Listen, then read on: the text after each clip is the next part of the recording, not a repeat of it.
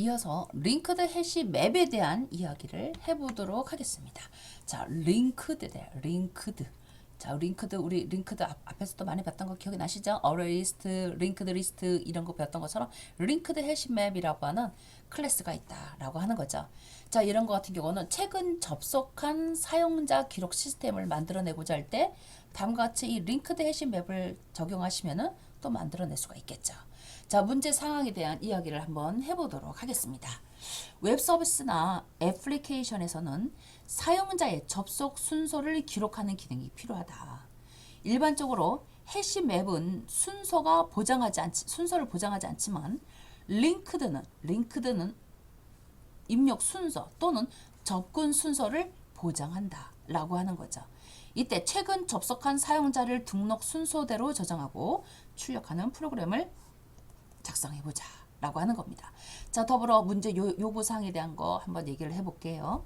사용자가 접속하면 사용자 아이디를 저장을 하고 동일한 아이디가 다시 접속하면 기존 기록을 갱신해줘야지만 되겠다. 더불어 현재까지 접속한 사용자 목록을 순서대로 출력해 볼 수 있어야지만 되겠다 라고 하는 겁니다.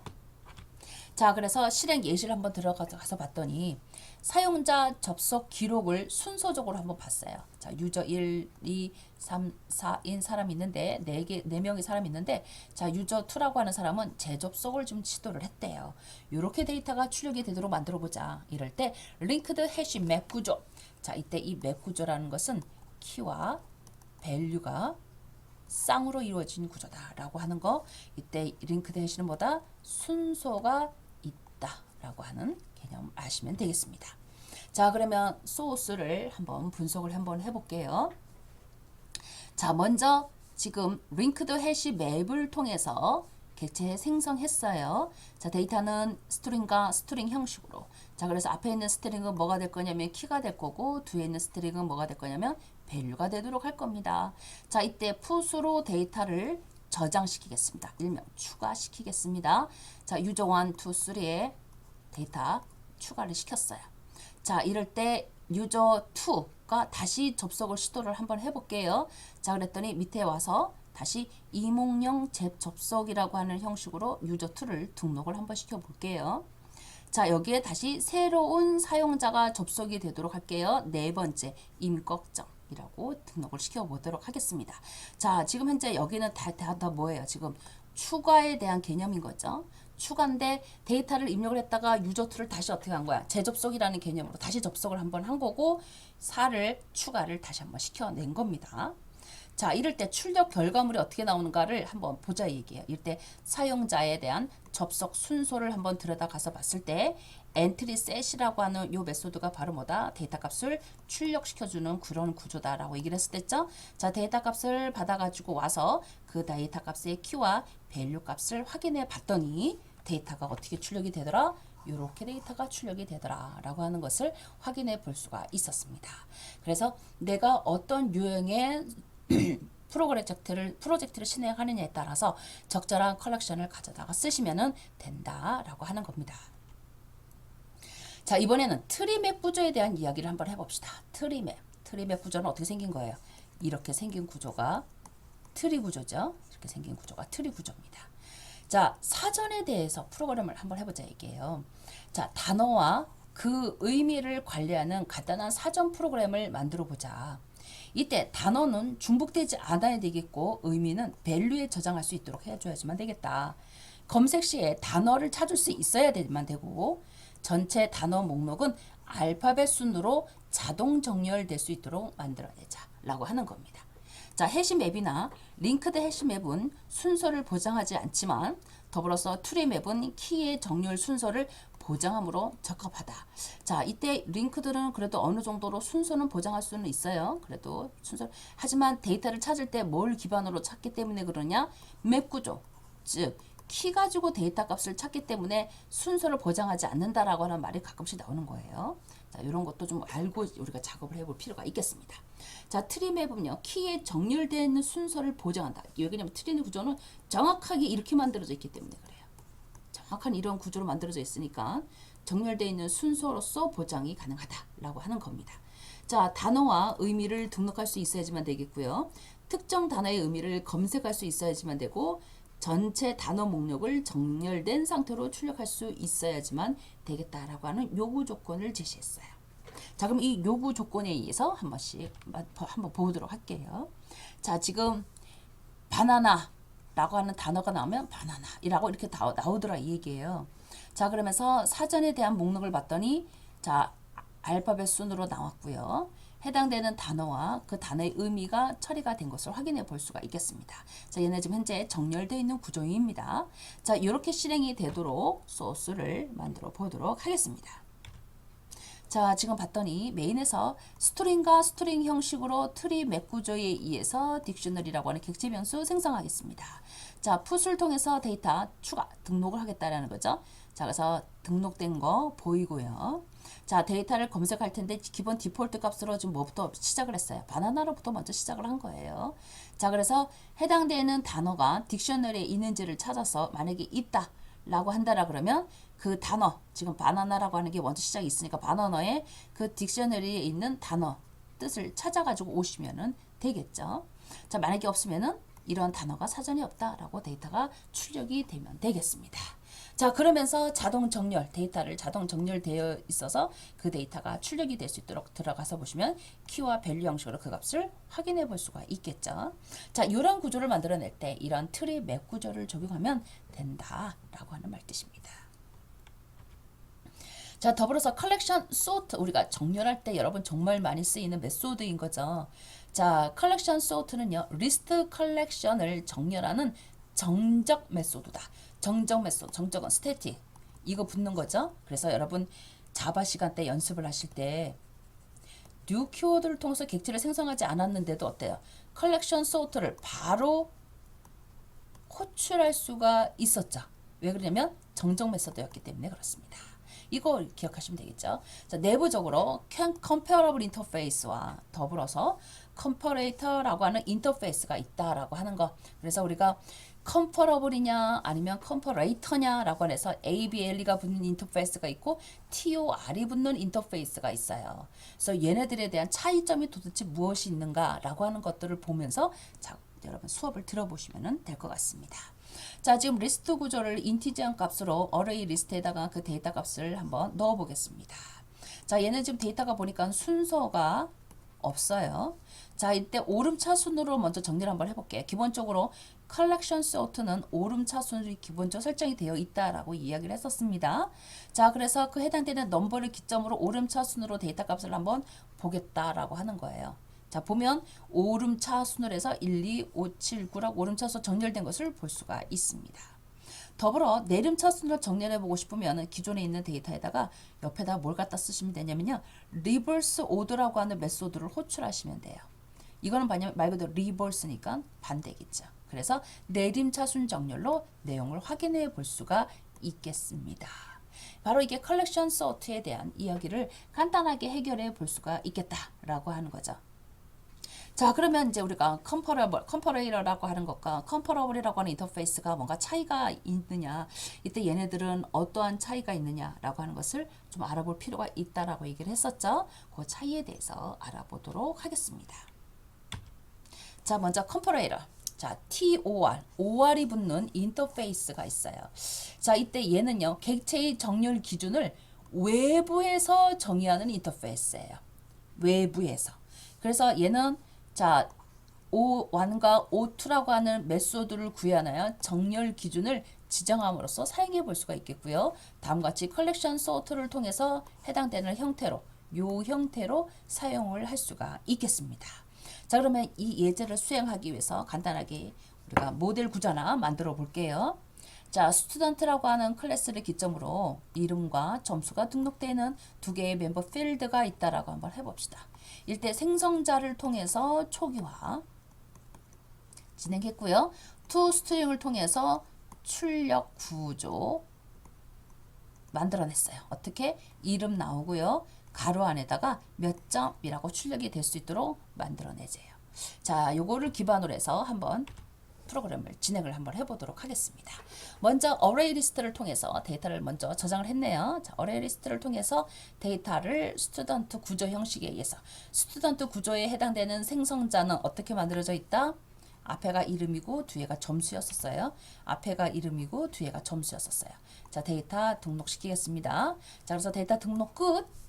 자, 그 다음에 이제부터 정렬 시작하겠습니다. 정렬을 하는데, 자, OR이 붙는 컴퍼레이터는 뭐라고 그랬냐면, 외부에서 데이터가 정렬이 돼서 출력이 될 수 있도록 만들어내는 구조다라고 이야기를 했었습니다.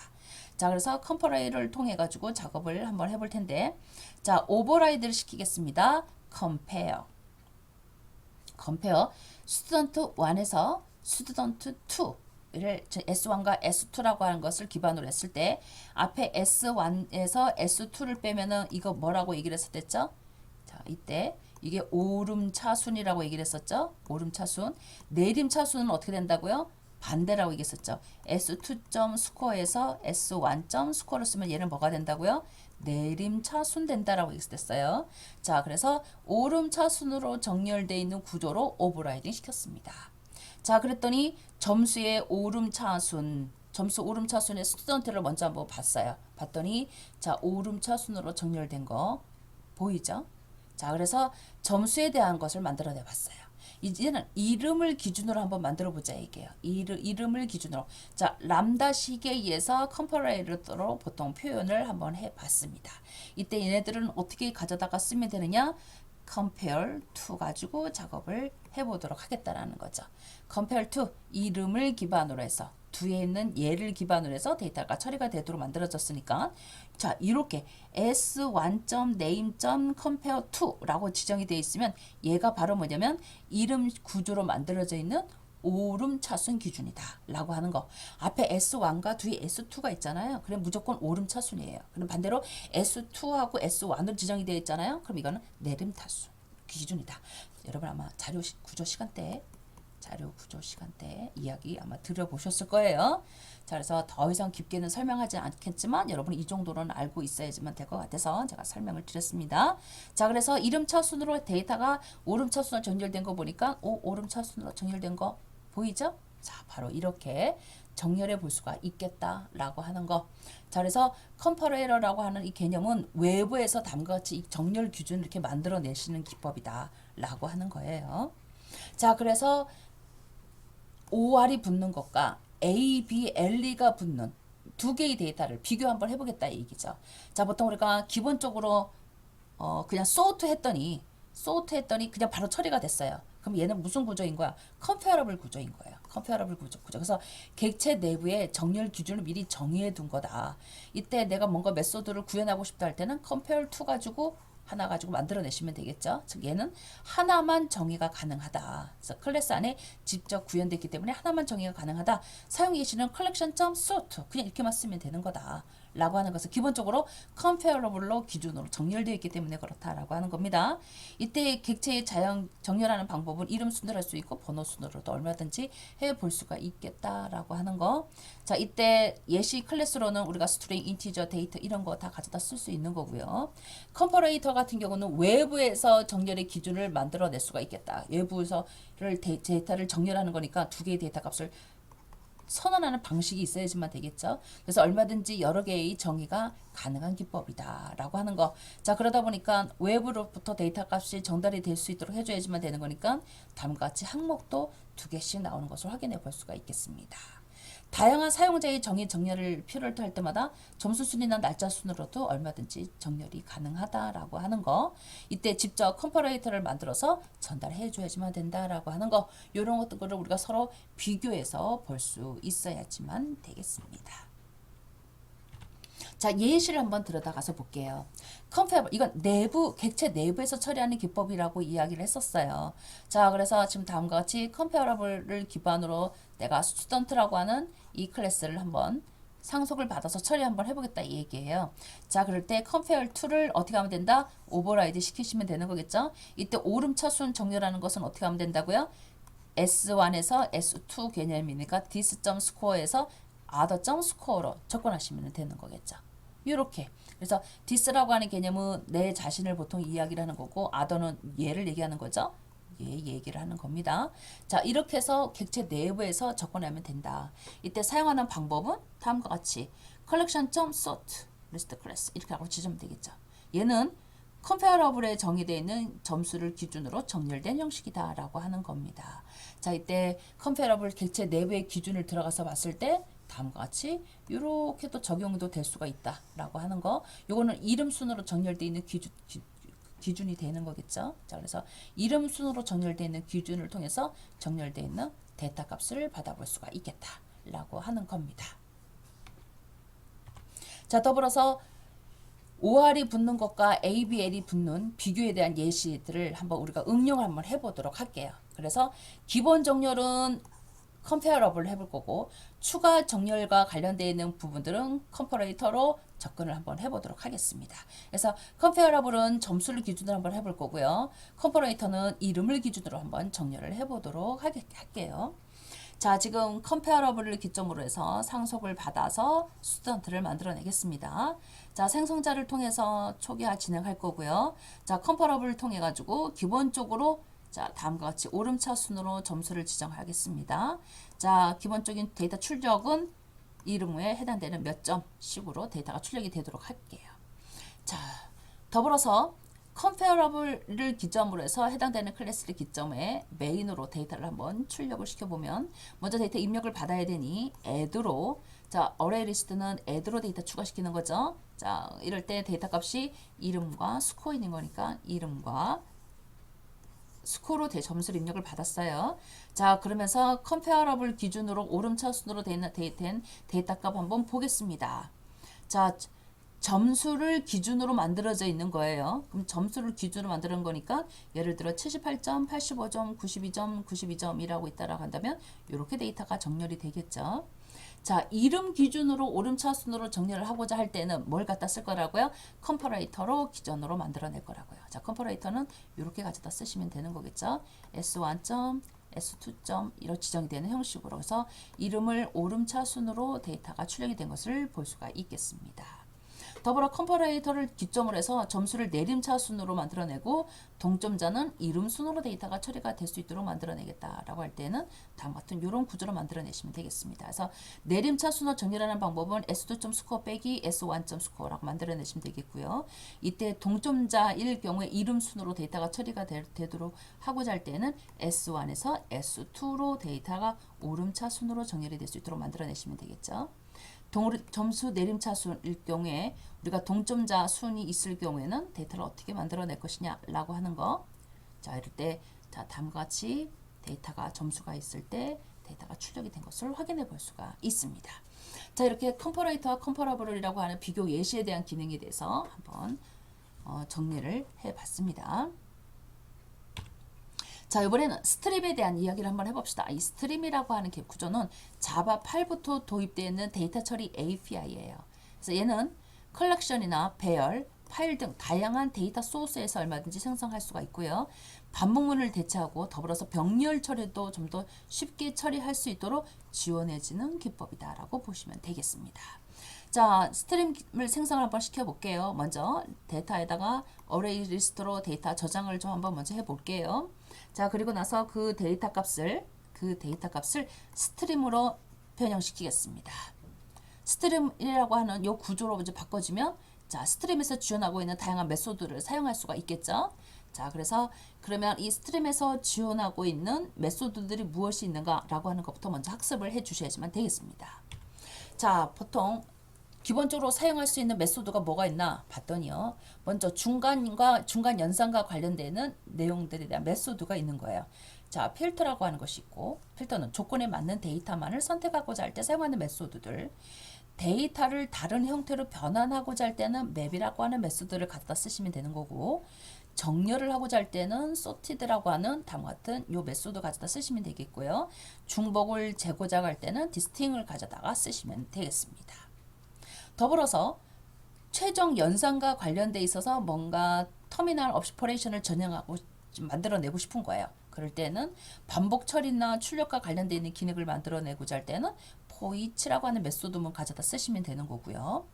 결과를 수집을 하거나 아니면 컬렉션으로 변환하고자 하는 방식으로 가져다 쓰겠다라고 할 때는 collect을 가져다 쓰시면 되는 거고요. 하나의 값을 집계하겠다라고 할 때는 reduce 값을 가져다 쓰시면 되는 거고, 그의 count, max, min, sum이라고 하는 이런 다양한 메소드들을 사용할 수가 있겠습니다. 자, 그래서 이 스트림이라고 하는 이 구조를 통해서 조금 더 쉽게 프로그램을 할 수가 있다라고 하는 거예요. 자, 해당되는 소스들을 한번 보도록 하겠습니다. 자, 필터링과 더불어서 정렬까지도 다 한꺼번에 해줄 수가 있겠다. 자, 어떻게 만들어낼 거냐? 자, 먼저 자, 이름 4개 넣겠습니다. 자, 이럴 때 봤더니 얘가 지금 필터 시키겠대요. 자, 필터가 뭐라고 얘기했었어요? 아까 조건에 맞는 데이터만을 선택하겠다라고 하는 말이 필터라고 얘기했었잖아요. 그런데 지금 필터가 지금 뭐예요? 자, 데이터 값을 입력을 받는데 n equals 홍길동이야. 그러면 자, 얘를 보이지 않는 상태에서 n equal이라고 하는 뜻은 무슨 말이에요? 홍길동을 찾아라 이런 말 뜻이겠죠. 홍길동을 찾아라. 근데 얘가 낫이 나왔어요. 이렇게 낫이 나와버렸어요. 그럼 뭐야? 홍길동을 제외시키겠다라는 말 뜻이 되는 거겠죠. 맞죠? 자, 그러면 디스팅은 뭐라고 했냐면 중복을 제거시키겠다라고 얘기를 했고요. 소트는 정렬시키겠다라고 얘기를 했는데, 정렬이라고 하는 개념은 기본적으로 뭐라고 했었어요? 오름차순이 기본적인 정렬순입니다 라고 이야기를 했었잖아요. 자, 그리고 나서 포이치 문법에 의해서 해당되는 데이터 값을 프린트 라인 구조에서 데이터 값을 출력을 시키겠대요. 자, 그래서 지금 names를 기점으로 스트림이 지정이 되어 있는 구조 방식에 의해서 데이터 값을 처리를 했습니다. 그러니까 스트림이라고 하는 구조는 결론적으로 뭐예요? 뭔가 이렇게 연결된다라는 구조 개념인 거죠. 그래서 뭐뭐뭐를 객체를 기점으로 뭐뭐 메소드 점 뭐뭐 메소드 점 뭐뭐 메소드 점 이런 식으로 뭐뭐 메소드라고 하는 뭐뭐 메소드라고 하는 이런 개념으로 이렇게 뭔가 연결되는 느낌이 나잖아요. 그래서 이런 거를 뭐라고 그러냐면 우리가 스트림 구조라고 보통 이야기를 해요. 그래서 이런 스트림 구조에 의해서 자, 우리가 다양하게 활용할 수가 있겠다. 소스가 훨씬 더 굉장히 간단하게 돼버리죠. 자, 그래서 봤더니 홍길동을 제외한 중복 제거를 만들어냈고 이순신과 감광천만 남았으니 해당되는 내용을 기반으로 오름차 순으로 정렬해서 보겠다라고 얘기를 했으니 강감찬과 이순신 순으로 데이터가 출력이 된 것을 확인해 볼 수가 있겠습니다. 됐죠? 자, 더불어서 자, 응용을 한번 해볼게요. 다 지금 마찬가지로 어레이 리스트를 통해서 데이터 4개를 한번 넣어보도록 하겠습니다. 자, 그러면서 네임 스트림을 적용시키겠습니다. 중복 제거시킬 거고요. 정렬한 다음에 그 데이터 값 출력하는 구조로 만들어내겠대요. 자, 그러면 기본적으로 뭐가 나올까요? 중복을 재개하겠다 했는 거니까 홍길동이라고 하는 거 중복된 거 있으니까 하나 없애버리고 요 해당되는 3개의 데이터 값만 먼저 출력이 되겠죠. 그래서 성충양, 이몽룡, 홍길동이 나와야 될 텐데 얘가 지금 정렬까지 지정을 해줬으니 어떻게 될까? 오름차 순으로 정렬이 돼서 데이터가 출력이 되겠죠. 자, 더불어서 이름 길이가 3글자인 사람만 필터링을 진행을 하겠다라고 하는 개념으로 적어낼 때는 어떻게 쓰면 되느냐? 이런 식으로 쓰는 거예요. 랭스가 3자리인 것만을 대상으로 하겠다. 라고 하는 거. 만약에 이름이 여러 뭐 2자리나 4자리나 5자리 있으면은 그런 건 나 제시키겠다 이런 말 뜻이 되는 거겠죠. 자, 그리고 나서 그 해당되는 데이터를 to list 구조에 의해서 데이터가 보일 수 있도록 만들어 놓을 거고요. 자, to list에 해당되는 구조는 어떻게 만들어내는 거냐면 이렇게 대괄호에 의해서 리스트 구조로 데이터가 출력이 되는 형식을 말하는 겁니다. 자, 그래서 봤더니 출력 결과물을 3글자 이름을 기점으로 해서 필터가 출력이 될 수 있도록 만들어냈더니 자, 필터는 어떤 기능이냐면 글자가 3글자인 것만을 기반으로 해서 다음과 같이 to 리스트 구조로 데이터가 표현되도록 하겠다. 대괄호에 의해서 데이터가 출력이 되도록 만들어내겠다. 그러니까 보니까 3글자 이름에 데이터가 출력이 이렇게 표시가 되는데 대괄호가 이렇게 표시가 됐죠? 이렇게 보이더라라고 하는 겁니다. 자, 이때 글자 수의 합을 먼저 만약에 내가 구해보고 싶다라고 할 때는 마찬가지로 스트림을 기반으로 해서 map to int. 자, 뭐냐? 각각 해당되는 데이터들에 대한 길이를 계산하겠다. 정수용으로 계산해내겠다라는 개념인 거죠. 자, 그리고 나서 그거에 대한 합을 계산해내겠다라고 하는 겁니다. 잠시만요. 자, 그래서 전체적인 글자 수의 계산을 기반으로 합을 구해서 해당되는 총 글자 수의 데이터 값이 출력이 될 수 있도록 봤습니다. 그랬더니 총 모두 12자다라고 하는 것이 나왔어요. 자, 그러면 하나, 둘, 셋, 넷, 다섯, 여섯, 일곱, 여덟, 아홉, 열, 열하나, 12개 되겠죠? 그래서 12개에 해당되는 글자가 나온 것을 확인해 볼 수가 있겠습니다. 그러니까 여러분이 앞으로 이 스트림이라고 하는 이 클래스에 대해서 얘가 사용하고 있는 메소드들이 있겠죠. 그러니까 이 메소드들을 어떻게 될까요? 조사해서 사용할 수 있도록 작업을 좀 해주셔야지만 되겠죠. 그래서 제가 보여주는 것은 그래도 그나마 많이 사용이 되는 메소드이기 때문에 제가 정리를 해본 건데 여러분들이 앞으로 더 사용을 하고자 한다 그러면 조금 더 조사를 해서 사용을 하시면 되겠습니다.